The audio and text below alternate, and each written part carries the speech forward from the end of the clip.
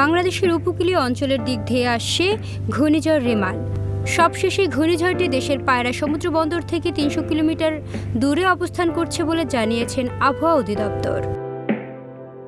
আবহাওয়াবিদ খসরুল হাফিজুর রহমান স্বাক্ষরিত ৯ নম্বর বিশেষ বিজ্ঞপ্তিতে কথা বলা হয়। বিজ্ঞপ্তিতে বলা হয়, উত্তর পশ্চিম বঙ্গোপসাগর ও তার আশেপাশের এলাকায় অবস্থানরত ঘূর্ণিঝড় রেমাল চট্টগ্রাম সমুদ্রবন্দর থেকে ৪০৫ কিলোমিটার দক্ষিণ পশ্চিমে, কক্সবাজার সমুদ্রবন্দর থেকে ৩৫৫ কিলোমিটার দক্ষিণ পশ্চিমে, মংলা সমুদ্রবন্দর থেকে ৩৪০ কিলোমিটার দক্ষিণে এবং পায়রা সমুদ্রবন্দর থেকে ৩০০ কিলোমিটার দক্ষিণে অবস্থান করছিল।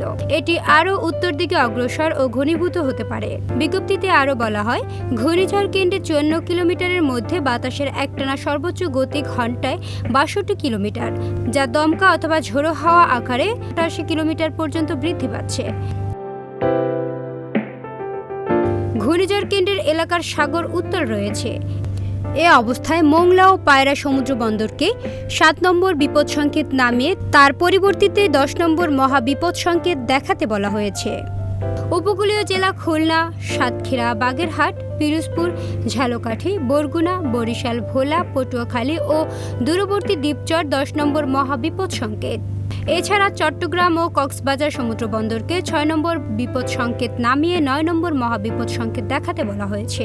উপকূলীয় জেলা চট্টগ্রাম, কক্সবাজার, ফেনী, কুমিল্লা, নোয়াখালী, লক্ষ্মীপুর, চাঁদপুর ও অদূরবর্তী দ্বীপচর ৯ নম্বর মহাবিপদ সংকেতের আওতায় থাকবে। শুধু সমুদ্র বন্দরই নয়, মহাবিপদ সংকেত দেখিয়ে যেতে বলা হয়েছে নদী বন্দরেও। বিশেষ করে খুলনা, সাতক্ষীরা, বাগেরহাট, পিরোজপুর, ঝালকাঠি, বরগুনা, বরিশাল, ভোলা, পটুয়াখালী, ফেনী, কুমিল্লা, নোয়াখালী, লক্ষ্মীপুর, চাঁদপুর, চট্টগ্রাম ও কক্সবাজার জেলার নদীবন্দরকে ৪ নম্বর নৌ মহাবিপদ সংকেত দেখিয়ে যেতে বলা হয়েছে। এদিকে ঘূর্ণিঝড় রেমালের কারণে চাঁদপুর, ঢাকা সহ সকল রুটের নৌ চলাচল বন্ধের ঘোষণা করেছে বাংলাদেশ অভ্যন্তরীণ নৌ পরিবহন কর্তৃক।